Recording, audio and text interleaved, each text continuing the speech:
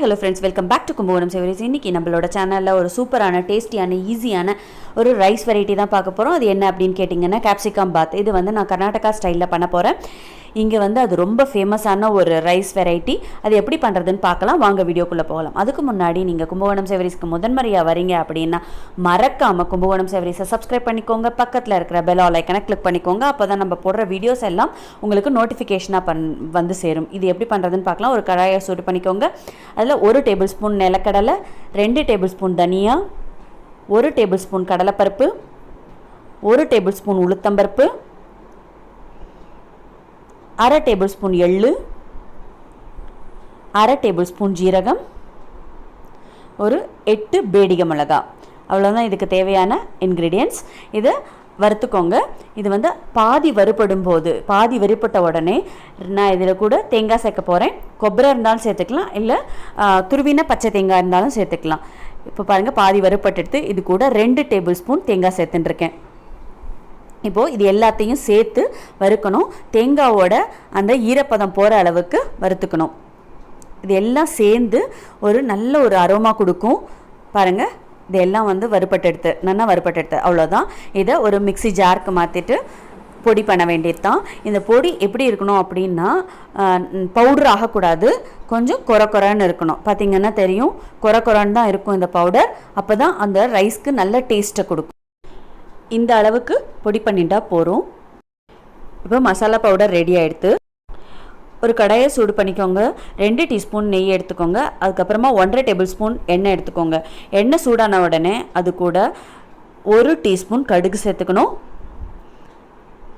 கடுகு வெடித்த உடனே 1 டேபிள் ஸ்பூன் உளுத்தம்பருப்பு, 2 டேபிள் ஸ்பூன் நிலக்கடலை அவங்கவுங்க விருப்பம் எவ்வளோ வேணால் சேர்த்துக்கலாம். அது கூட கருவேப்பிலையை சேர்த்து கோல்டன் ப்ரவுன் வர வரைக்கும் வதக்கிக்கோங்க. அப்புறமா ஒரு பெரிய வெங்காயத்தை நீள வாக்கில் நறுக்கி போட்டுருக்கேன். வெங்காயம் கண்ணாடி மாதிரி ஆகிற அளவுக்கு வதக்கிக்கோங்க. அதுக்கப்புறமா 2 கேப்சிகமை க்யூபாக கட் பண்ணி எடுத்துட்டுருக்கேன். அதையும் அது கூட சேர்த்துக்கிறேன். அப்புறமா ரைஸ்க்கு தேவையான அளவு உப்பு, மஞ்சப்பொடி எல்லாத்தையும் சேர்த்து ஒத்தாப்பில் கலந்து விட்டுட்டு ஒரு மூடி போட்டு மூடி வச்சிடணும். அவ்வளோதான். ஒரு 2 நிமிஷம் அப்படியே விட்டுருங்க. கேப்சிகம் வேகட்டும். தண்ணி எதுவும் சேர்க்க வேண்டாம், ஏன்னா கேப்சிகமில் இருக்கிற தண்ணியே போதுமானது. இந்த அளவு எல்லாமே 250 ml ரைஸ்க்கான அளவு. இது நீங்கள் வந்து உங்களுக்கு ஜாஸ்தி கம்மி வேணும்னா அதுக்கு தகுந்த மாதிரி நீங்கள் சாமான்களை சேர்த்துக்கலாம். பார்த்திங்கன்னா கேப்சிகம் வெந்தெடுத்து அதுக்கப்புறமா அது கூட நம்ம அரைச்சி ரெடி பண்ணி வச்சுருக்கோம் இல்லையா மசாலா பவுடர், அதை அது கூட சேர்த்து திரும்பவும் நல்லா கலந்து விட்டுக்கணும். அப்போ தான் அந்த காரம் எல்லாம் அந்த மசாலா எல்லாமே கேப்சிகமில் இறங்கியிருக்கும். இது நல்லா கலந்து விட்டுட்டு ஒரு மூடி போட்டு திரும்பவும் ஒரு 2 மினிட்ஸ் அப்படியே மூடி வச்சுருங்க. இப்போ இந்த உப்பு காரம் எல்லாமே அந்த கேப்சிகம்குள்ளே இறங்கியிருக்கும்.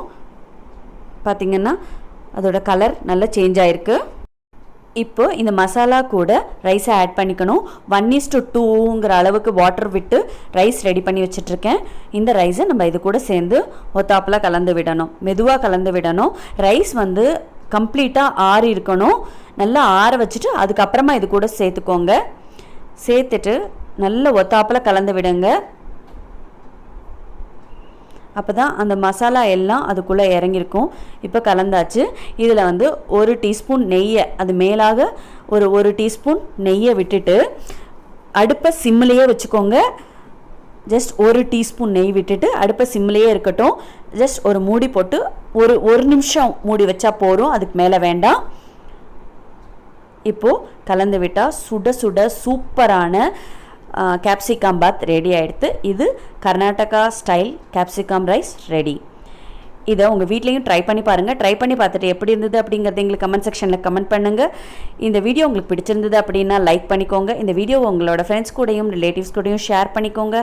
அதோடு மட்டும் இல்லாமல் நம்மளோட கும்பகோணம் சேவரிஸை மறக்காமல் சப்ஸ்கிரைப் பண்ணிக்கோங்க. இந்த வீடியோவை கடைசி வரைக்கும் பார்த்ததுக்கு ரொம்ப நன்றி. பழமையை புகுத்துவோம், பாரம்பரியத்தை காப்போம், ஆரோக்கியத்துடன் வாழ்வோம்.